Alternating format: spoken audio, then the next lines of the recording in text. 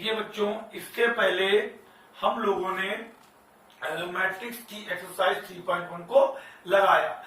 आज बच्चों हम थोड़ा सा अवयवों के योग के गुणधर्म मतलब प्रॉपर्टीज ऑफ मैट्रिक्स एडिशन, मतलब जो है कि मैट्रिक्सेस के जोड़ को लेकर कुछ प्रॉपर्टीज हैं, कुछ गुणधर्म हैं, उन्हें हम देखते हैं। आपके सामने बोर्ड पे मैंने 4 प्रॉपर्टीज लिख दी हैं, 5वीं में भी आपको बता दूंगा। तो पहली बच्चों जो प्रॉपर्टी है वो है क्रम विनिमय का नियम। देखिए बच्चों, एक बात ध्यान रखिएगा कि जरूरी नहीं है कि रियल नंबर वाले सारे रूल जो है वो मैट्रिक्स पे अप्लाई हो जाए, वो हमने करके देखना पड़ेगा। तो पहला नियम है ये कि क्रम विनिमय का नियम।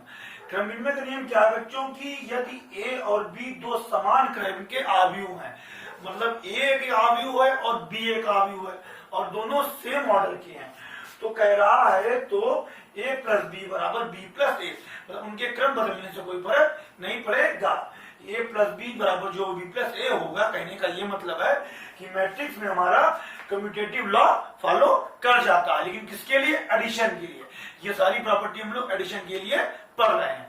अब बच्चों नंबर 2 लिखा हुआ है साहचर्य नियम। साहचर्य नियम, यदि ए बी और सी 3 समान क्रम के आव्यूह हैं, मतलब 3 आव्यूह हैं हमारे पास सेम ऑर्डर के ए बी और सी, तो कहा गया है कि ए प्लस बी को जोड़ा गया अब सी बराबर ए प्लस ब्रैकेट में बी प्लस सी, मतलब जो हमारा मैट्रिक्सेस हैं वो हमारे एसोसिएटिव लॉ को फॉलो करते हैं, साहचर्य के नियम का पालन करते हैं। और नंबर 3 में बच्चों आ रहा है योज तत्समक। योग तत्समक मतलब एग्जिस्टेंस ऑफ एडिटिव आइडेंटिटी। तो हम लोग इसको देखते हैं, लिखा है कि आव्यूहों के योग के लिए, मतलब हमको आव्यूह जोड़ने हैं, तो लिखा है कि शून्य आव्यूह तत्समक है। मतलब कहने का ये है, तो बच्चों नीचे लिखा हुआ है यदि ए किसी क्रम का एक आव्यूह है, ए किसी ऑर्डर का एक मैट्रिक्स है तथा वो उसी क्रम का मैट्रिक्स, और शो क्या मतलब ओ नल मैट्रिक्स, यहाँ पे ओ क्या बच्चों आपका नल मैट्रिक्स शून्य आव्यूह, और जो आपका शून्य आव्यूह ओ है वो भी उसी ऑर्डर का एक नल मैट्रिक्स है। तो अगर हम मैट्रिक्स ए में उस शून्य आव्यूह को जोड़ते हैं या तो हमारा ए रिजल्ट प्राप्त होता है, या ये भी कह सकते हैं अगर हम शून्य आव्यूह में ए को जोड़ते हैं तो हमको रिजल्ट ए प्राप्त होता है। कहने का मतलब ये होता है कि ये हमारी एग्जिस्टेंस करती है आइडेंटिटी, मतलब नल मैट्रिक्स को जोड़ने पर कि ए जो है वो अपनी आइडेंटिटी को फॉलो कर रहा है, ए अपना कोई मान बदल नहीं रहा है किसी भी नल मैट्रिक्स को ऐड करने पे। अब बच्चों ये चौथा लिखा हुआ है योज प्रतिलोम, मतलब एग्जिस्टेंस ऑफ एडिटिव इनवर्स। इसमें लिखा हुआ कि प्रत्येक आव्यूह ए के लिए, मतलब अगर कोई मैट्रिक्स ए है तो उसके लिए एक आव्यूह माइनस ए इस प्रकार होगा, कोई एक और मैट्रिक्स है माइनस वो इस प्रकार होगा। अगर ए में हम उस माइनस ए को जोड़ते हैं तो हमको ओ प्राप्त होता है, या माइनस ए में हम ए को जोड़ते हैं तो हमें ओ मतलब नल मैट्रिक्स प्राप्त होता है। तो माइनस ए को हम ए का योज प्रतिलोम कहते हैं। तो ये आपकी 4 आइडेंटिटी है, 5वीं आइडेंटिटी में आपको इसके बाद बताऊंगा। और बच्चों मैं आपको बता दूं कि ये दोनों आइडेंटिटी जो है तीसरी और चौथी, ये आपको जब मैं फर्स्ट चैप्टर पढ़ाऊंगा, जब मैं आपको रिलेशन फंक्शंस पढ़ाऊंगा तो उसमें आपको इनके बारे में और ज्यादा बेहतर जानने को मिलेगा। तो इस प्रकार से आपकी ये 4 आइडेंटिटी हो गई है, 5वीं में आपको अभी इस पे। और ये देखिए बच्चों आपका 5वां नियम जो है प्रॉपर्टीज ऑफ मैट्रिक्स एडिशन में कि लिखा है निरसन का नियम, मतलब कैंसिलेशन लॉ। आपके सामने लिखा है यदि ए बी और सी 3 सेम ऑर्डर के मैट्रिक्स हैं, तो अगर बच्चों ऐसे लिखा है कि ए प्लस बी बराबर ए प्लस सी, तो बाएं निरसन के नियम से बाएं पर हट जाएंगे, ए कैंसिल आउट, बी जो है वो सी के बराबर हो जाएगा। मतलब बाएं निरसन नियम के द्वारा बाएं तरफ लिखा हुआ जो मैट्रिक्स है वो हट जाएगा, और बी प्लस ए बराबर सी प्लस ए लिखा हुआ है, दोनों साइड में ए है, सेम ऑर्डर के सेम मैट्रिक्स है, तो दाएं निरसन नियम के द्वारा ए हट जाएगा और बी जो है वो सी के बराबर हो जाएगा।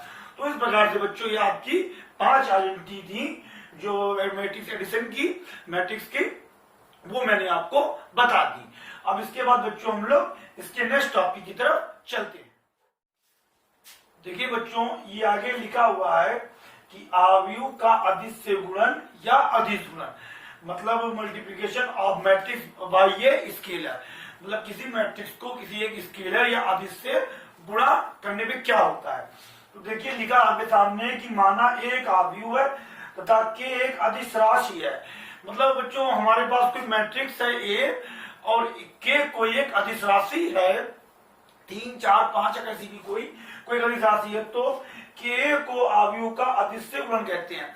तो के का जो ए से मल्टीप्लाई होता है, के का इस मैट्रिक्स ए से आव्यूह से, उसे हम कहते हैं कि मैट्रिक्स का अदिश से गुणन हुआ है। तो ए के प्रत्येक अवयव को ए की गुणा करने से प्राप्त होता है।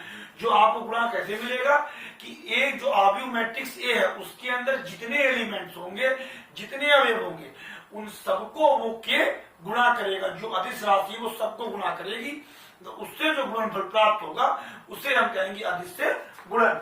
अथवा इजली भाषा में भी मैंने लिखा है, थोड़ी सरल भाषा में, यदि हम किसी भी आव्यूह को किसी अदिश से गुणा करते हैं, मतलब कोई हमारे पास आव्यूह है उसको हम किसी अदिश से गुणा करते हैं, तो आव्यूह का प्रत्येक अवयव उससे गुणा होता है, मतलब हर एलिमेंट से वो गुणा करता है। और ये देखिए थोड़ा सा रूली लिखा है, यदि एक मैट्रिक्स ए जो है वो AIJ M cross n order का है, तो के जब मैट्रिक्स ए को गुणा करता है उसे लिख दिया है के इंटू ए, क्योंकि ए की वैल्यू ये है। अब ये जो है अंदर गया इस सब मैट्रिक्स के AIJ, मतलब के उसके हर एलिमेंट को, मतलब जितने भी उसके एलिमेंट हैं उन सबको गुणा कर रहा है और सेम ऑर्डर उसका M क्रॉस n ही आ रहा है। अब बच्चों मैं आपको इसके बाद में तुरंत ही दो छोटे, देखिए बच्चों आपके सामने ये एग्जांपल मैंने दिया है। यदि A बराबर और 1, 2, 3 और 4, 5, 6 2 into 3 ऑर्डर का एक मैट्रिक्स है, तो 3A बराबर, देखिए बच्चों 3A यहाँ पे स्केलर है, एक अदिश राशि है जो A को मल्टीप्लाई कर रहा है, तो वो 3 उस मैट्रिक्स A को मल्टीप्लाई कर रहा है। अब वो 3 जब जाएगा तो अंदर हर एलिमेंट को मल्टीप्लाई करेगा। 3 कम 3, 3 दूनी 6, 3 दिया 9, 3 4 जा 12, 3 5 जा 15, 3 6 जा 18। तो कहने का मतलब है कि जब किसी अदिश राशि से हम किसी मैट्रिक्स को मल्टीप्लाई करते हैं तो उसके सारे एलिमेंट मल्टीप्लाई करता है। अब बच्चों एक एग्जांपल ये भी दिया मैंने आपको, यदि A बराबर 1 0 2 0 0 3 और 0 4 0 3 into 3 ऑर्डर का एक मैट्रिक्स है, तो A/3 का बच्चों मतलब ये भी कह सकते हैं कि ए जो है A को 3 भाग दे रहा है, ये तो है ही, या ये भी कह सकते हैं कि A को 1/3 मल्टीप्लाई कर रहा है। तो 1/3 ने इसे मल्टीप्लाई की तो 1/3 A मैट्रिक्स में मल्टीप्लाई करेगा, और जब अंदर जाएगा वो सारे एलिमेंट्स को मल्टीप्लाई करेगा। तो इसकी जो 1/3 की 1 से मल्टीप्लाई तो 1/3, 0 से 0, 2 से मल्टीप्लाई तो 2/3, 0 से 0, 0 से 0, और 1/3 के 3 से मल्टीप्लाई तो 1, 0 से मल्टीप्लाई 0, 4 से हुई तो 4/3 और 0 से हुई तो 0। ये बच्चों कहने का मतलब है कि अगर हम किसी अदिश राशि से, किसी स्केलर से किसी मैट्रिक्स का प्रोडक्ट करते हैं तो वो स्केलर मैट्रिक्स के हर एलिमेंट का हर अवयव को मल्टीप्लाई करता है। देखिए बच्चों ये अगला टॉपिक है आपका। अभी हमने स्केलर का मल्टीप्लाई देखा किसी मैट्रिक्स के साथ में। अब देखिए अदिश के गुणन के गुण, कुछ हम स्केलर के मल्टीप्लाई की कुछ प्रॉपर्टीज को देखते हैं मैट्रिक्स के साथ में। पहली प्रॉपर्टी आपके सामने लिखी है, यदि A और B सेम ऑर्डर के दो मैट्रिक्स है, हमारे पास दो मैट्रिक्स है A और B, दोनों का ऑर्डर सेम है, तो अर्थ कि एक स्केलर है, के कोई अदिश है हमारे पास है, तो अगर A और B ब्रैकेट जुड़े हैं तो KA प्लस KB, तो ये K इसे मल्टीप्लाई करेगा और इसको भी करेगा। ये प्रॉपर्टी हमारी यहाँ पे मैट्रिक्स में फॉलो करती है बाय स्केलर के साथ मल्टीप्लिकेशन में। दूसरी प्रॉपर्टी क्या लिखी बच्चों, यदि दो स्केलर आपके पास M और N है और एक कोई हमारे पास मैट्रिक्स है, हमारे पास दो स्केलर हैं, दो अदिश M और N, और A कोई हमारा एक मैट्रिक्स है, तो M प्लस N अगर जो A है तो ये A हमारा M को मल्टीप्लाई करेगा और N को भी मल्टीप्लाई करेगा। ये प्रॉपर्टी भी स्केलर मल्टीप्लिकेशन की हमारी इसमें मैट्रिक्स में फॉलो करती है। और तीसरी बच्चों लिखी हुई है, यदि A कोई मैट्रिक्स है और M और N कोई दो स्केलर हैं जो कि दोनों आपस में मल्टीप्लाई कर रहे हैं और A भी उन्हें मल्टीप्लाई कर रहा है, वो इस प्रकार से कि M मल्टीप्लाई कर रहा है और A उन्हें मल्टीप्लाई कर रहा है, तो M को बाहर लिख के N और A की मल्टीप्लाई लिख सकते हैं, या N को बाहर लिख के M और A की प्रोडक्ट करा सकते हैं। तो इस प्रकार से स्केलर की ये 3 प्रॉपर्टीज थी जो मैंने आपके पास सामने लिख दी। अब बच्चों इसके बाद हम नेक्स्ट टॉपिक की तरफ बढ़ेंगे। देखिए बच्चों, अब आपके सामने है अवयवों का गुणनफल, मल्टीप्लिकेशन ऑफ मैट्रिक्स। ये बच्चों आपका बहुत बहुत ज्यादा इंपॉर्टेंट टॉपिक है, क्योंकि बहुत से बच्चों को मैक्सिमम गलती गुणा करने में ही होती है, जबकि इसी गुणा में कोई ऐसा खासियत नहीं है, ना ही ऐसा वो टफ है। लेकिन क्या है कि बच्चे मैक्सिमम गलती इसमें खास तौर से साइन की और गलतियां इसी में करते हैं, इसकी मल्टीप्लाई में। और बहुत से बच्चों को तो ये भी नहीं पता होता है कि मल्टीप्लाई कैसे क्या है, पॉसिबल है या नहीं पॉसिबल है। तो हम देखते हैं किस किस कंडीशन में मल्टीप्लाई पॉसिबल है और किस कंडीशन में मल्टीप्लाई पॉसिबल नहीं है। उसके बाद हम इसके एग्जाम्पल को और बेहतर से समझेंगे इसको। तो देखिए बच्चों, दो मैट्रिक्स ए और बी, उनका गुणनफल तभी ज्ञात किया सकता है, मतलब दो मैट्रिक्स ए और बी हैं, उनका प्रोडक्ट जो तभी वेरीफाई हो सकता है, तभी वो वैलिड है जब अवयव ए में स्तंभों की संख्या, मतलब बच्चों दो हमारे मैट्रिक्स हैं, एक मैट्रिक्स ए और एक मैट्रिक्स बी। तो मैट्रिक्स ए इसका कुछ ना कुछ ऑर्डर होगा, मैट्रिक्स बी उसका कुछ ना कुछ ऑर्डर होगा। तो कह रहा है कि जब अवयव आगे वाले अवयव जो आगे ए है, जब अवयव ए में स्तंभों की संख्या, मतलब जो अवयव ए के कॉलम्स हैं वो इक्वल हो, बराबर हो किसके, अवयव बी जो पीछे मैट्रिक्स है, अवयव बी में पंक्तियों की संख्या।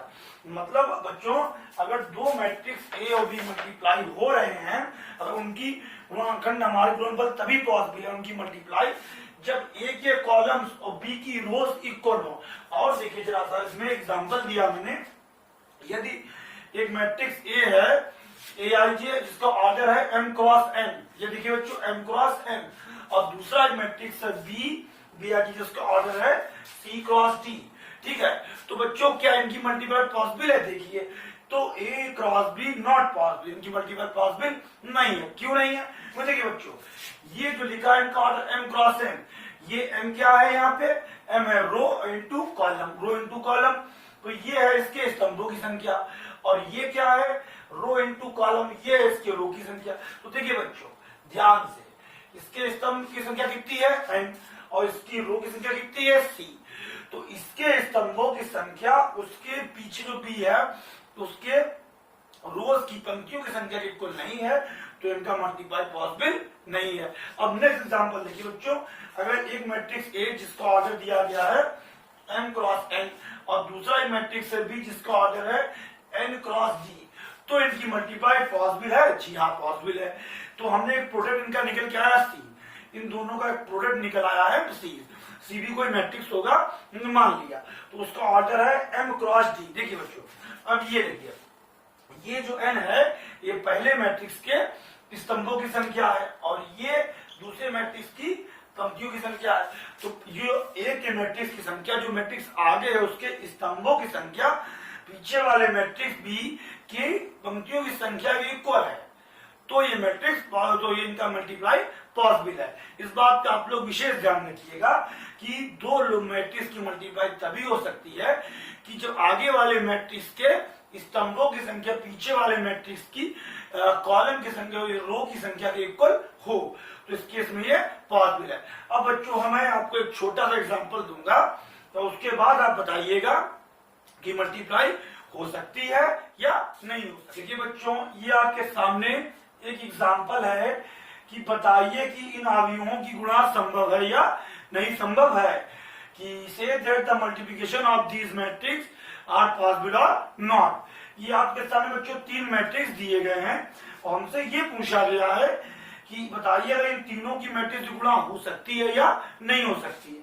तो देखिए बच्चों बहुत ध्यान से, मैं यहाँ पे इसे लगाता हूँ, ये जो पहला मैट्रिक्स है इसको मैं लिख देता हूँ 1 0 2 2 0 0।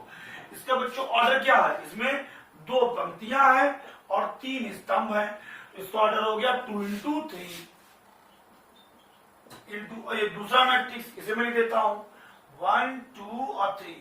इसका बच्चों ऑर्डर क्या, इसमें कितनी पंक्तियां हैं, 3, 1 2 3, और स्तंभ कितना है 1, तो इसका ऑर्डर क्या हो गया 3 इंटू 1। और बच्चों ये तीसरा मैट्रिक्स देखिए, उसमें कितनी पंक्ति है, केवल 1, और स्तंभ कितने हैं 2, तो इसका ऑर्डर क्या हो गया 1 इंटू 2। अब देखिए बच्चों, पहले हम इन दोनों मैट्रिक्स की गुणा करते हैं, उसको हम बाद में देखेंगे। क्या इन दोनों मैट्रिक्स की गुणा संभव है?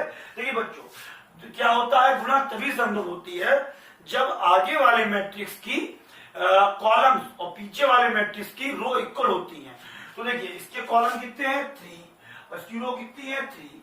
तो इन दोनों के ये इक्वल है, तो इसका मतलब इनकी गुणा संभव है। और जो हमें इन दोनों की गुणा से रिजल्टेंट जो हमको परिणामी मैट्रिक्स मिलेगा, उसका ऑर्डर क्या होगा? ये 3 3 हट जाएगा, होगा 2 गुणे 1। फिर ध्यान दीजिए बच्चों कि 3 इसमें स्तंभों की संख्या कितनी है? 3, और दूसरे मैट्रिक्स में रो की संख्या कितनी है? 3। तो सेम बराबर है, तो गुणा पॉसिबल है। और जो हमको रिजल्टेंट परिणामी मैट्रिक्स मिलेगा, उसका ऑर्डर क्या होगा? ये 3 3 में हट जाएगा, हो जाएगा 2 इंटू 1। तो हमको जो भी परिणामी मैट्रिक्स मिलेगा बच्चों, उसका ऑर्डर होगा 2 इंटू 1। और आगे देखिए बच्चों, आप आगे मैट्रिक्स लिखा हुआ है, इसका ऑर्डर है 1 इंटू 2। अब देखिए बच्चों कि इन दोनों का तो जो गुणनफल था वो ये बन गया। अब देखिए, हमने इसको ऐसे उतार लिया। अब ये मैट्रिक्स आगे है और ये पीछे है। अब बच्चों ध्यान दीजिए, इसमें हमारे कॉलम की संख्या कितनी है? 1, और इसमें पीछे वाले में हमारे रो की संख्या कितनी है? तो पंक्तियों की वो है 1। देखिए बच्चों कि ये इसमें पहले वाले मैट्रिक्स में हमारी स्तंभों की संख्या और दूसरे मैट्रिक्स में कॉलम्स की संख्या, स्तंभ रोज की संख्या इक्वल है, तो इन दोनों की मल्टीप्लाई पॉसिबल है। और जो इन दोनों की गुणा से हमें परिणामी रिजल्टेंट मैट्रिक्स प्राप्त होगा, वो किस ऑर्डर का होगा? ये 1 1 बैलेंस हो जाएगा 2 इंटू 2 ऑर्डर का। तो जो हमको रिजल्टेंट मैट्रिक्स प्राप्त होगा वो 2 इंटू 2 ऑर्डर का प्राप्त होगा।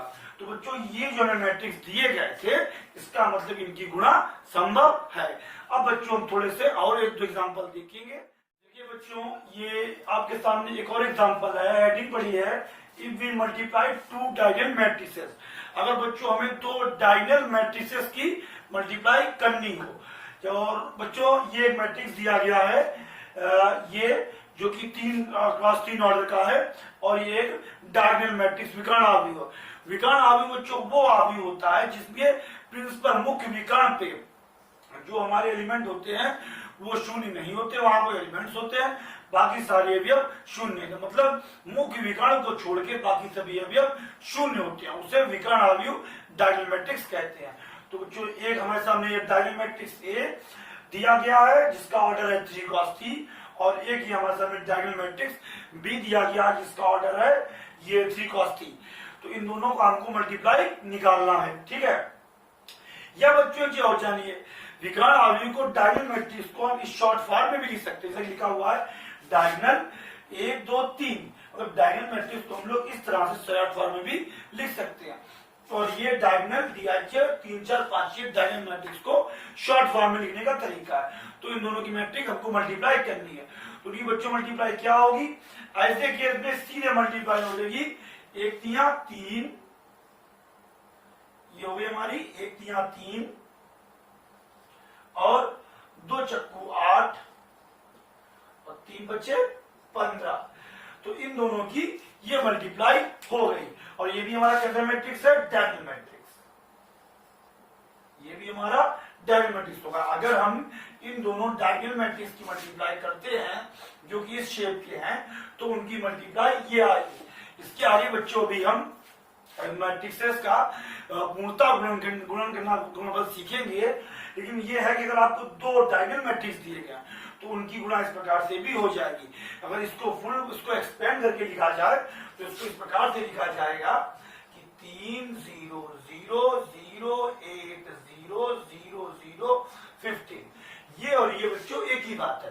तो इस प्रकार से आप डायगोनल मैट्रिक्स की गुणा कर सकते हैं। लेकिन ये है बच्चों कि गुणा पॉसिबल होनी चाहिए। यहाँ पे इसका ऑर्डर 3 इंटू 3 है और इसका भी ऑर्डर 3 इंटू 3 है। तो इसके जो है हमारे स्तंभों की संख्या और उसकी पंक्तियों की संख्या इक्वल है, तो गुणा पॉसिबल है, इनकी गुणा संभव है, और दोनों डायगोनल मैट्रिक्स है। तो इस प्रकार से हम डायगोनल विकर्ण आव्यूहों की गुणा कर सकते हैं। देखिए बच्चों, हमको इन दोनों मैट्रिक्स की गुणा करनी है। हेडिंग में भी लिखा हुआ है कि मल्टीप्लिकेशन ऑफ 2 मैट्रिसेस। तो इन दोनों की मैट्रिक्स पहले बच्चों हमें ये देखना है क्या हो सकती है गुणा या नहीं हो सकती, क्या इनका मल्टीप्लीकेशन पॉसिबल है या नहीं है। तो बच्चों इस मैट्रिक्स का ऑर्डर क्या है 2 into 3, क्योंकि इसमें बच्चों 2 रोज हैं आपकी और 3 कॉलम है, तो इसका ऑर्डर है 2 into 3। अच्छा दूसरा मैट्रिक्स में क्या है 3 रो है और 3 कॉलम है, तो इसका ऑर्डर हुआ 3 into 3। अब देखिए बच्चों इस मैट्रिक्स में कॉलम की संख्या कितनी है 3 और इस मैट्रिक्स में रोज की संख्या कितनी है 3, ये देखिए।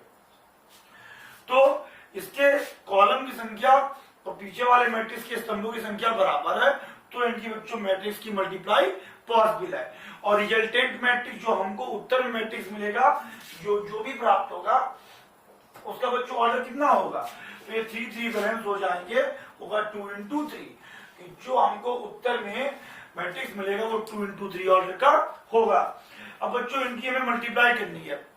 मैं आपको एक सिंपल सा कॉन्सेप्ट समझा देता हूं, उसके बाद मैं इस मल्टीप्लाई को करके दिखाऊंगा। जैसे बच्चों एक ही मैट्रिक्स है, इसमें 2 रो है, तो मैंने इसको इस प्रकार लिख लिया कि 2 रो है R1 R1 R1, R2 R2 और R2, इस प्रकार से लिख लिया मैंने, ठीक है। ये रो 1 चल रही है और ये रो 2 चल रही है। और देखिए बच्चों ये इसमें जो हमारे हैं क्या हो रहा है 3 कॉलम है, तो पीछे वाले को हम लोग कॉलम से नोट कर लेते हैं कि C1 C1 C1 और ये C2 C2 C2 और ये C3 C3 C3।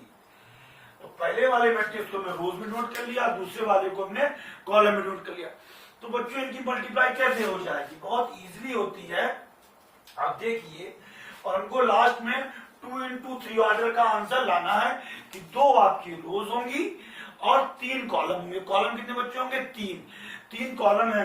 तो देखिए बच्चों इस प्रकार से R1 R1 R1 मैंने 3 कॉलम बना लिए, दूसरा हो गया R2 R2 R2, इस प्रकार से मैंने इनको लिख लिया। अब देखिए बच्चों इसमें लिख दीजिए C1 C1, इसमें आपका हो गया C2 C2, इसमें आपका हो गया C3 C3।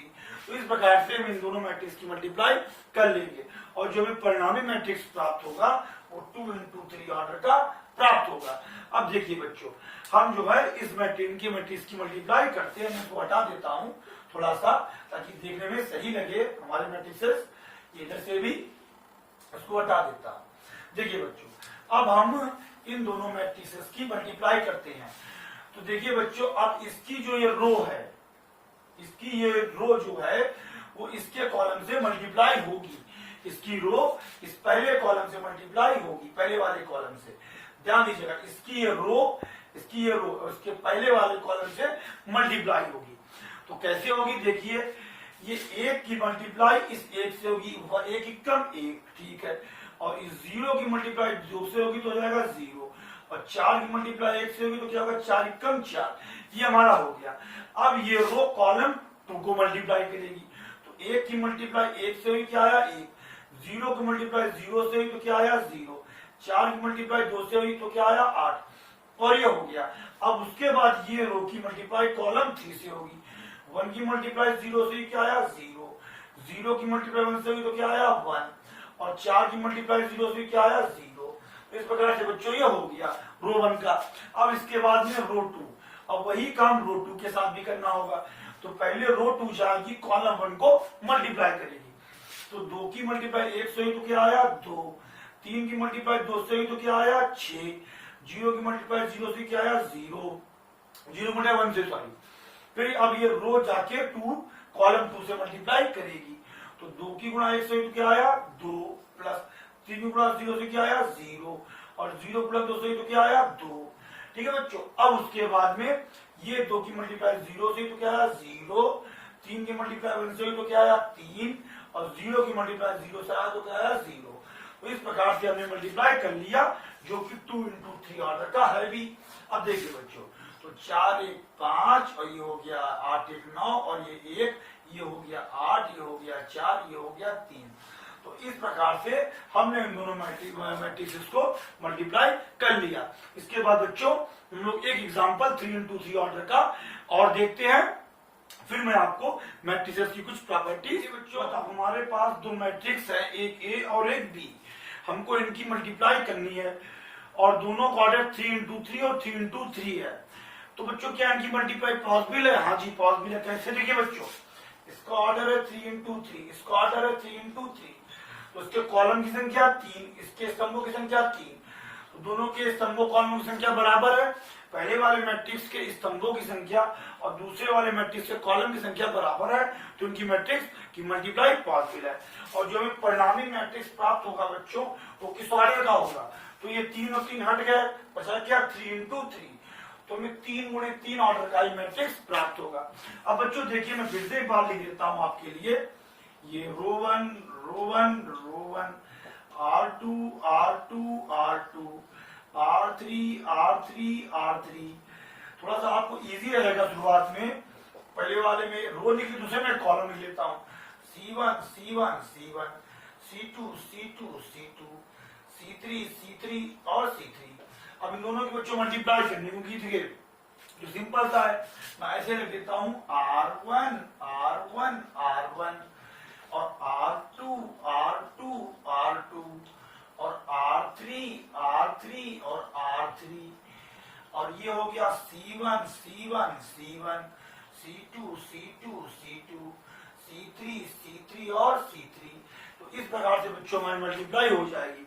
पहले में R1 की मल्टीप्लाई C1 से होगी, रो 1 की C1 से, दूसरे में R1 की मल्टीप्लाई C2 से होगी, तीसरे में R1 की मल्टीप्लाई C3 से होगी, फिर R2 की मल्टीप्लाई C2 से होगी, R2 की मल्टीप्लाई C1 से होगी, R2 की मल्टीप्लाई C2 से, और फिर R2 की मल्टीप्लाई C3 से, और उसके बाद बच्चों R3 की मल्टीप्लाई C1 से होगी, ये इससे और ये इससे, ठीक है, और फिर R3 की मल्टीप्लाई C2 से होगी, पहला स्टेप पहले वाले से, दूसरा दूसरे से, तीसरा तीसरे से, फिर R3 की मल्टीप्लाई C3 से होगी, पहला पहले वाले से, दूसरा दूसरे वाले से और तीसरा तीसरे वाले से।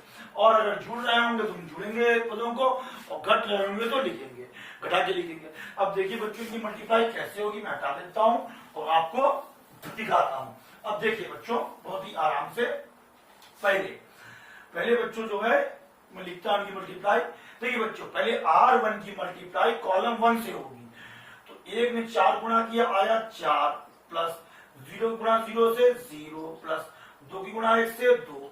R1 की मल्टीप्लाई C1 से हो गई।